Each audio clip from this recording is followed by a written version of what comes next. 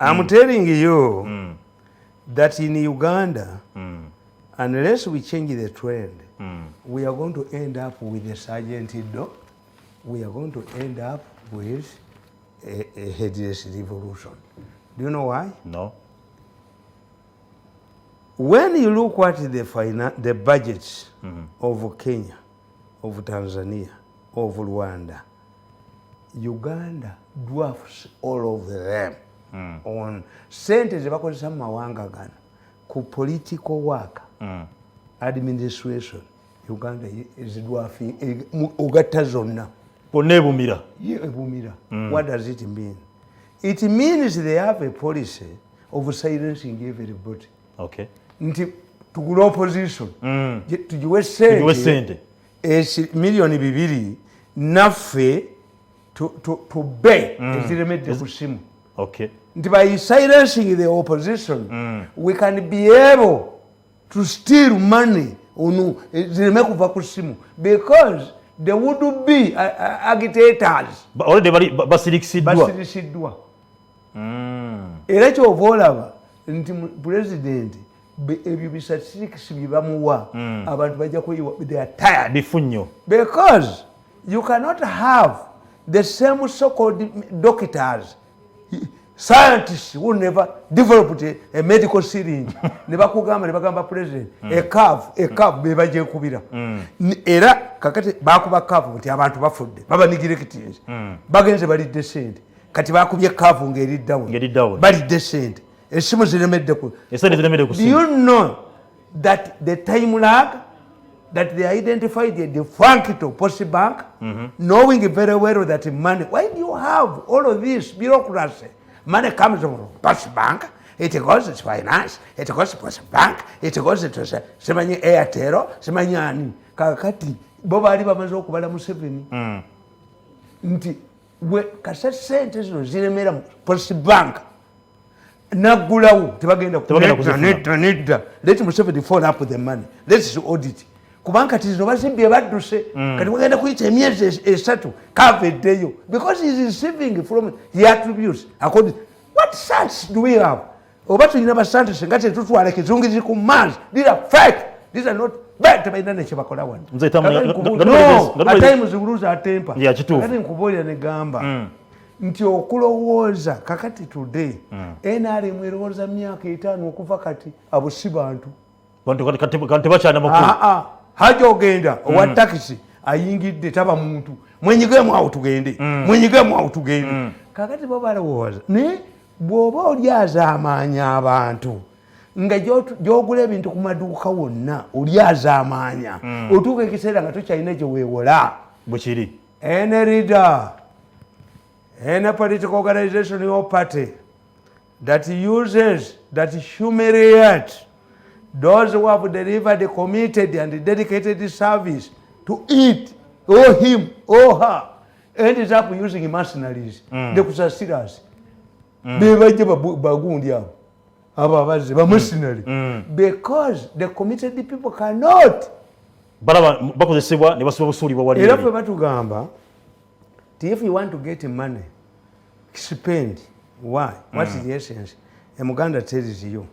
Tisente bwoziteeka mu nsawo n'ozisibiramu okumala ebbanga bwozifulumya zikukolako olugambo nti oyo bw'omugenda ewuwe n'akutereka omalayo omwaka mulamba kakati sente zino zibanga basibe. Why? Wano omazeewo ennaku mbega nti naze eggulu naye be nasanzeewo tebaliiwo kati sente tezikukolako lugambo butajja ozifuna ziba zijja buzi kakati nti nabano mumulowooza nti abasamize babbi. If the basamize we ababbi nga tebayinaamu positiveness tebaaliwangadde colonialism. If the balokole use tricks tebaaliwangaddewo. This is what I'm explaining. Time will come when NRM can, because NRM has not trained, NRM uses mercenaries. Yes. All of those people are disappointed. Ate ab'opposition bo bwe bagende wa Museveni balyayo sente kakati balina basi ezitwala abantu mulale nga baziteekamu b'opposition bajja ne ffe batuwadde emitwalo 5 opposition comes back and tells your wife oba oyo ye yabaaki tuva ne bakusaasira babadde biliyoni oba oyo mirundi yabaaki oba yasiraanirawa asisiraananga amustedi map reading yange ngisoma bulungi yes nti me have invested in the ordinary people nammwe mbalabye kakati nabagamba jjo saagamba wano ku sande kwetuli tugende mu maaso nakugamba ku sande nti ndabye abantu bameka bayirinye emmotoka wangaba babiri nga bambuka eggulu ne chairman baatuuka ewasale yabawa eddakiika abiri chairman namu miliyoni 10 yajja atolotooma baatuukira wambabazi era oyo omulenzi kati apapala era abadde wambabazi anti omusango guddamu omusango gwa organism guddamu 63 surgeons balina abantu 157 but where the chairman and that friend of mine oyo alina omutwe ogumulinga eggulooka he's panicking but prepare yourself for heg omanyi yagamba Museveni yampise ne mukoddomo eri tukkiriziganya ye bamulese vomit. How can you vomit? Because he's stupid. The chairman and this younger boy, this boy oyanyaga buli wamu n'afukula nakana kayino obukajagaladde by this case gwesala gwokka. There are two categories of people. I don't need, I've never seen Museveni's in-law. I've not ever gone to State House in the last 8 years. I have not gone near State House. Let me tell you, younger man, because you are moving from Mbabazi. Today you've gone somewhere. I was watching you with somebody panicking. I have not taken any money, but prepare for Hague. Why? There are two categories, 3 categories. One, there are those who took people to Arab countries. Their responsibility was limited to taking people there. If those who handled these young people, because it is estimated that 2,000 young girls were killed in India alone and their organs extracted. Kakati, that is a responsibility. You find out, did this man who recruited these girls took them to these Arab countries knowing very well that will be killed? That's in the balance. Kakati oyo yatwala abantu nga companies, they are alleging the companies ezimu were deliberately deleted and their documents is destroyed. Agreed. Kakati ate ye ne chairman ne ba doctors ba surgeons enkangamwa bo batanga wano balwadde. But yeah, in hospitals, I have evidence, because what they don't know, the Chinese who fled, the Pakistani who was arrested, the International Criminal Court accesses prisoners, and they can negotiate with the Pakistani to reduce his years, because he was sentenced to 7 years and a fine of $5 million, which he paid. Kakati, gwe younger man, Pakistan yosigwa amuleta, gwagamba nali descent to save Museveni's mukoddomi. Didn't the professor ask you what your involvement with this Pakistan? Didn't you tell the professor on record, in video, that the Pakistani had come here ostensibly, that they had come here to start a pharmaceutical company, that you just introduced him to? Did you introduce him to Uganda Investment Authority, or you introduced him to doctors? Is there no evidence where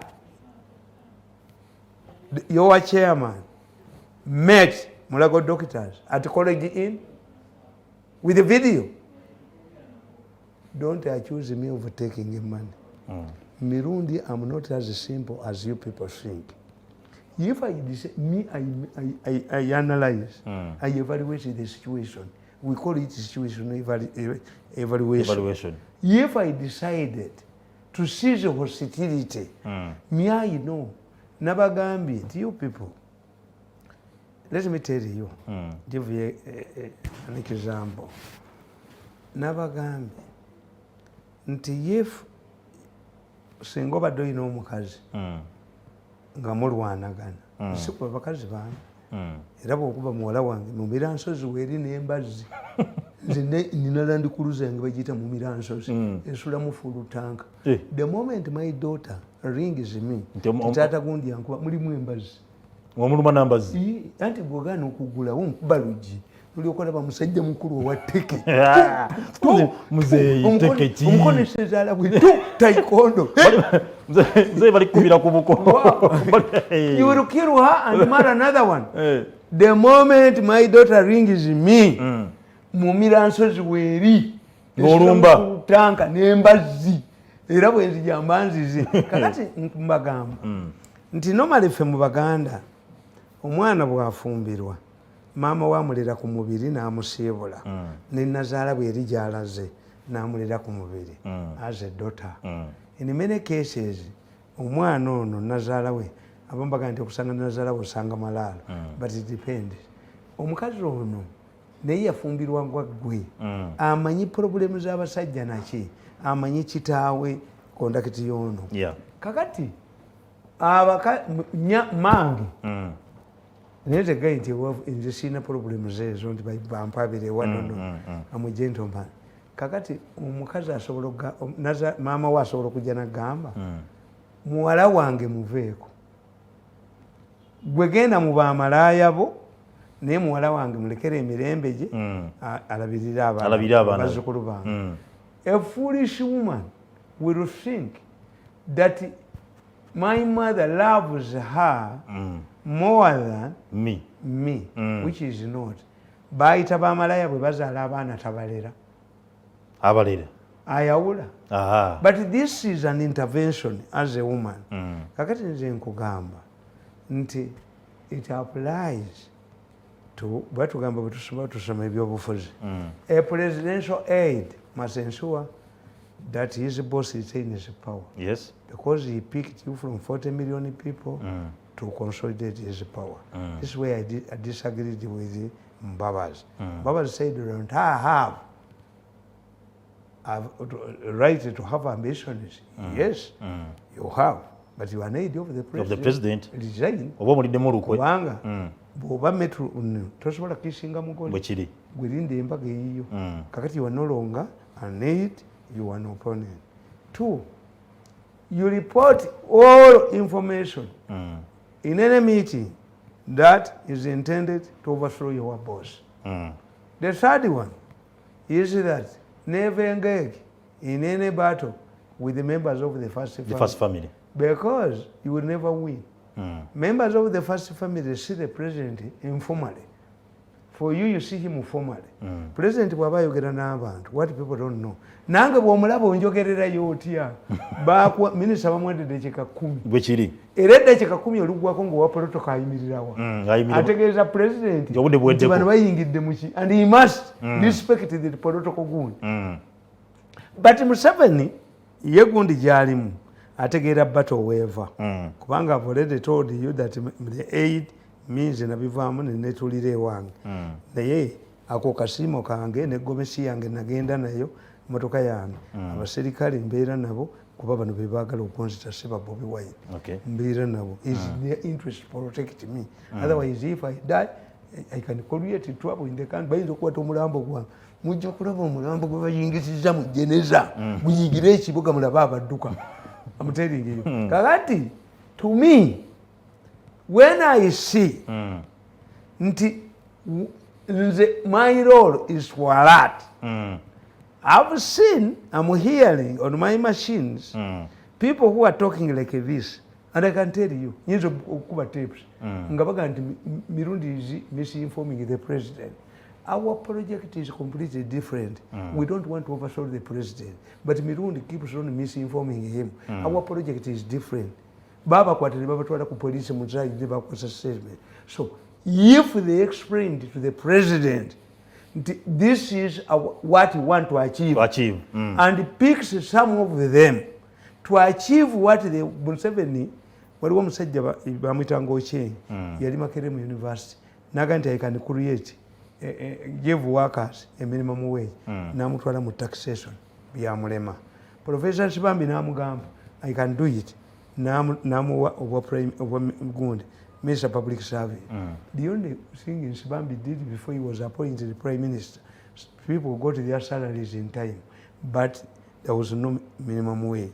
Nakwata Professor Kalugiri yasoma history namutwala mu taxation azala Kalugiri. The matter mwina ababaka ba parliament batano abachekira unions and it is only in Uganda where you find a union fused into government. A union cannot be fused into government and they belong to the ruling party. This is where they are completely useless. Yes. Having a member, 5 people in parliament representing a union does not help because the issue is nti sente tewali. Yes. Kakati ekyo bano abali ku gundi agenda atagala mirundi bamuwadde sente nze bandesenze batulese. Let me tell you, let me give you information. The chairman feels that has been abandoned. When he went to Sale gave him only 10 million. I was watching him talking to somebody. Babasigadde babiri. Namuga obwavu bunduma. But I gave your wife money. That is also very arrogant. Yamuwadde millionaires. Naye omusajja agambye we are no longer hearing from these people. They have abandoned us. And they have now working closely with the Tamale Mirundi. Which means instead of for us, if there was an agreement with the Tamale Mirundi, all of us will sit with him and we agree fenna n'atuta. Kati bwe baakoze baatudde naye ne bamuwa ssente nnyingi ate nze kasi olugambo lwa ssente ndulabira ku bakazi bange nga baliwo style.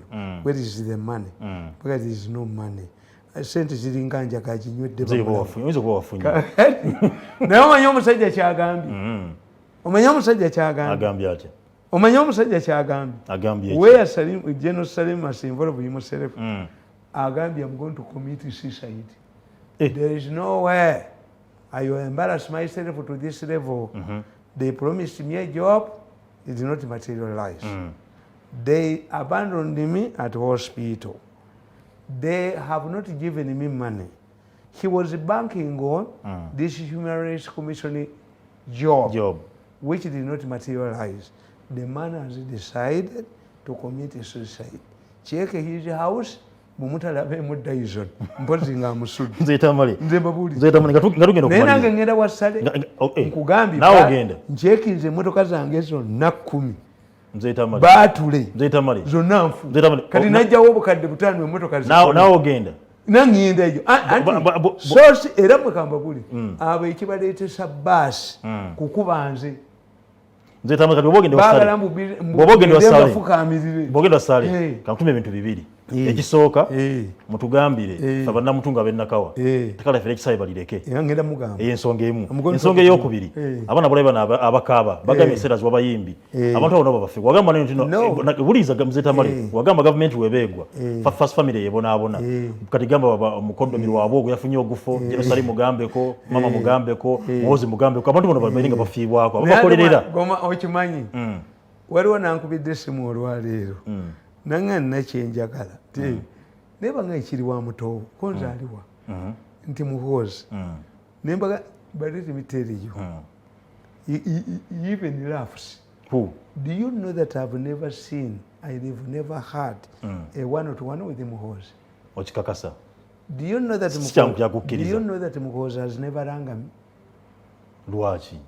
Muhoozi used to stop his vehicle nankubira jambo. He appreciated what I was doing to his father. 2, when to Mwebas, they elected the then permanent secretary president's office that I should be put in a category where I was not going to get a salary. But take a category padm was ranga them, directed them, and you people omusajja oyo mumuweeki mumuwa omusaala gwe, but I have never seen Muhoozi physically. Contrary to people's perception that Mirundi is the head of Muhoozi Gundi project. Awatugamba wangamba waneeno nze Tamale wangamba nti era kati goli wa Muhoozi. No. Publicly you said it. Let me tell you. Mu politics temuli mbuzi ndaawo. Nti bwe bayita enduusi tegenda ne munnume tegenda. Era Hitler yagamba nti Belgium egambye etya nti eri neutral mugikube. How can you be a neutral person in politics? N'omupiira gw'olabye ku TV oyinza oga nti bano bambadde red ndiwe express kampagire bano. Many express people support money. Yes. Bwe kiri. N'okubanga olina woogwa. Yes. If it is a matter pitching two people, I take a side. Okay. But it does not mean tinalimba labyeko. No. Nze bwe mpagira omuntu ogwo byonna agenda okulaba mukyala Nakyobe. To me, the way I look at things, President Museveni kyeyali koledde Nakyobe kyali badde kimu. Help her develop her idea of her husband's foundation. Namaze wa Nakyobe eddakiika 10 ne mugamba maama nyongera kukunafuya nkumala kumugumya oba kumunafuya anti yaŋŋambye nti mukwano gwo wamugamba okuva mu gavumenti n'agaana nga alamenti. I told him Mbonye namugamba nti embwa kasite ekugoba suula akasero k'ennyama.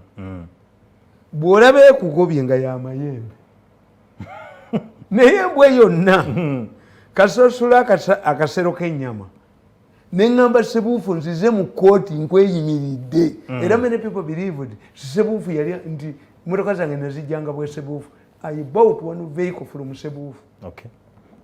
Naye nagamba Ssebuufu namusanga mu kkomera ne mugamba Ssebuufu ekikusibiriza mu kkomera olemedde poloti ya National Insurance bagitunze naye bakutya nti abayaayi abali wano mayiba bayita bayaayi bajja bakuba bakutadde mu kkomera bizinesi yeegwe. Kakati kyoba okola nze okweyimirira naye genda ogyewo embwa suula akasero k'ennyama. Era Ssebuufu olwava mu kkomera najja emmotoka zaabwe ekizimbe tokirabawo wekiri ekizimbe tokirabawo. Kaakati buno bwabukedde naako kakabusenga bamugoba kutwala bintu bye. In fact Ssebuufu is the same category like embuga nti embuga baali baagala kutwala bibye era bukedde yabikubanga noono nga kati baagala Made Musinge bamutwale mu sivo batwale ebintu bye.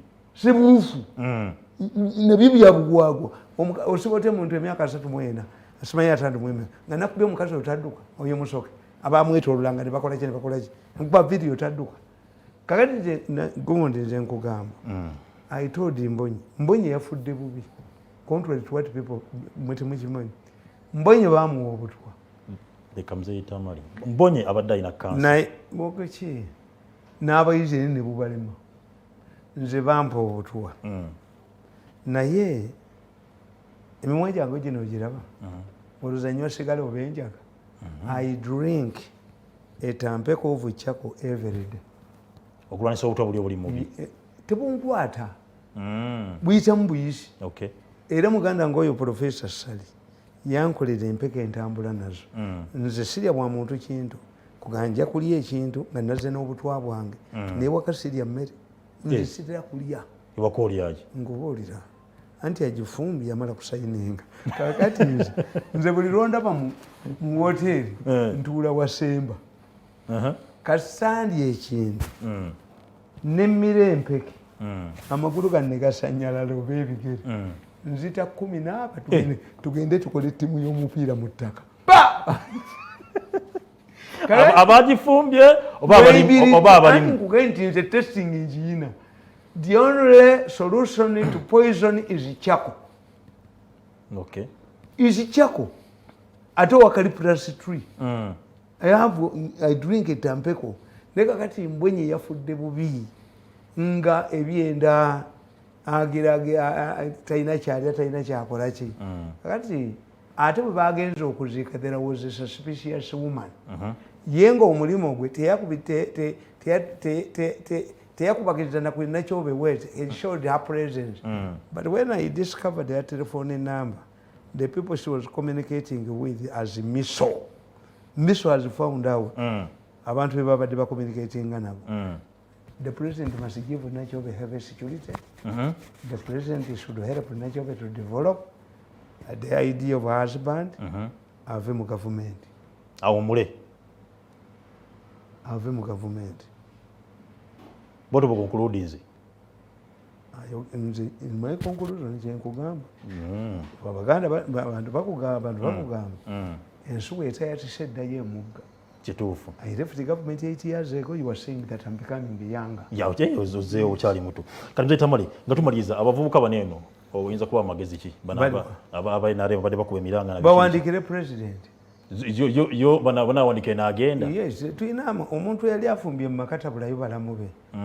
Omanya abasajja abo.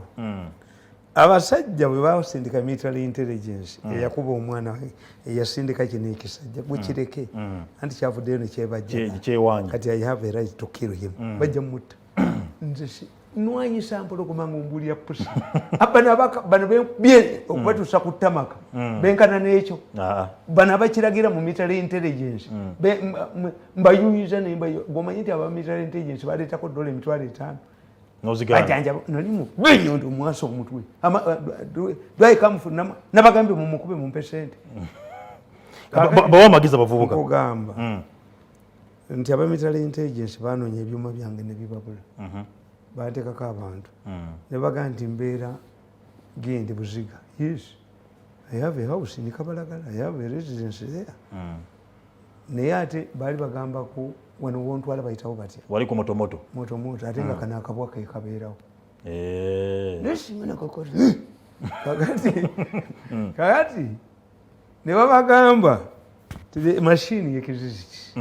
It rotates around the satellite 24 hours a day.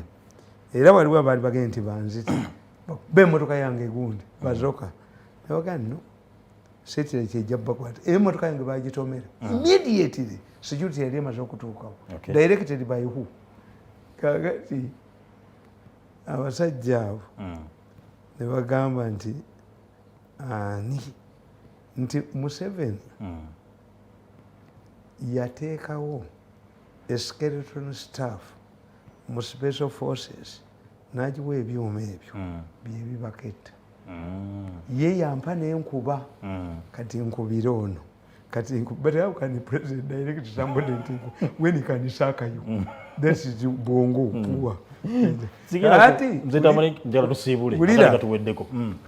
Kati baba waliwo yamulaba mu State House nga ajja ku siddi ayina system gyakola ki gyakyusa ne olina ababulya nti contrary to what you people believe siddi zifa wa mirundi ne banoonya channel of communication ne babuuza driver wange ne bagamba nti yadduka omwana bamuteekako pressure n'adduka ne basuula miliyoni 3 mu motoka yange nange nezikanyuka ebweru nezikanyuga kati nezikanyuka mu diisi ebweru anti baali banondoola nti bazitwale kakati nikugamba nti banoonya the method ne banoonya ne channel. We have a channel of communication.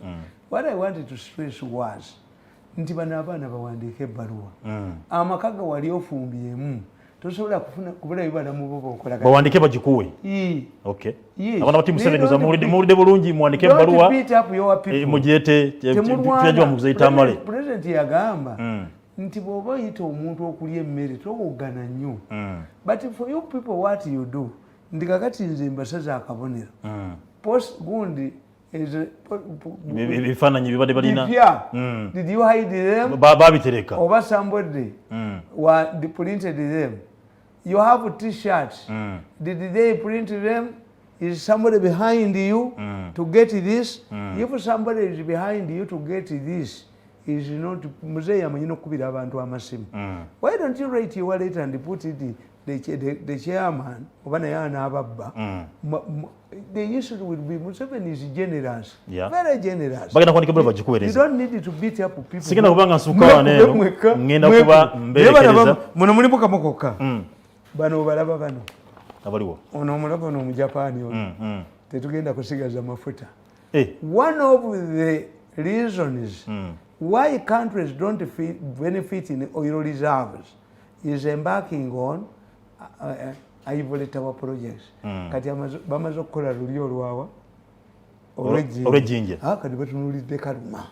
Kati Kaluma nebane Kaluma ewampi bwe watyo era nawabeerewo olunene nkuli banna tali nkata kempanya ngenda kuba mberekereza era nga programu ebadde embuga bannange n'omu kunafutamala emirimu gy'obeera ku lunaku lwa Sande mwami yamato mwami ya mama motototo mwami yamato ngenda kuba mbebaza munabaddeko abadde batugobera mbebaza okukomisa wazineeno kubisa wange Faruku nkwebaza omukyala Sala nsibira mu control room nkwebazamu ne Jeff nawe munabadde batugobera mbebaza okubaddeko era nga mbasambira nga naye nga ngenda kusaba awagira gavumenti nereeta lockdown bweba eri mu middle n'avayo bamwongere naye yagenda n'agamba muyayina hoteri nene nnyo mu kibuga omwo nagyogera n'agamba bagende oba yange mulyemu emmere babakwate bwe bawa sente balyekantukomoyo mukama atabakuumye naye nga buli banna alina ensonga omukulu byalugaba owa NSSF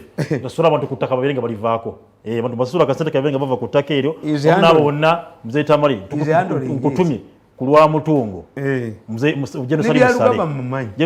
Musale mutugambire bave ku ttaka ly'omutungo omulitiriya bamuwe walala ne gundi byalugaba naye mumanyi Mzee Tamale byalugaba mumanyi naye mugamba abantu byalugaba amasasule munene kigwesimanyiwa naye kyenti wassa kyekugwe kyentyamu bayinza okutegeera nti ngenda gendayo ne bankubira ku kafu ne bagamba era saliya obatugende finance mwegambye lwe nagendayo sijja tojja kwogera naye nange bannange kino twali fenna mu nsiko let me also make a appeal nawe omusabye nange muzeeyi empa nekwatakwata nengula drone zange 10 milioni 600 naye kakati nkebedde baatule zonna kakati ate baatule ate drone eyo kasa baatule nga tetambula kakati nyinza okugula empya naye ati kale bane nange muzeeyo jeno jukira ebyedda twali fenna namusale mu nsiko twali fenna nenakweza ayinake yakunyula Mzee Tamale yakunyula notankunyulira nzikabe wankunyulirako jeno ngenda mukubira esimu mugendi wayi kati Mzee Tamale kyoboka kati Mzee Tamale nkyusizaamu kati nkyusizaamu bw'oba ogenda wa Jeno tugenda aba nange mwegambire ensonga Jeno Mzee Tamale wabajja tujja babiri nange kwendi mukama bankuumire tujja batuddamu olunaku olulala assalamu alaikum warahmatullahi wabarakatuh. Ebirowoozo by'owulidde mu program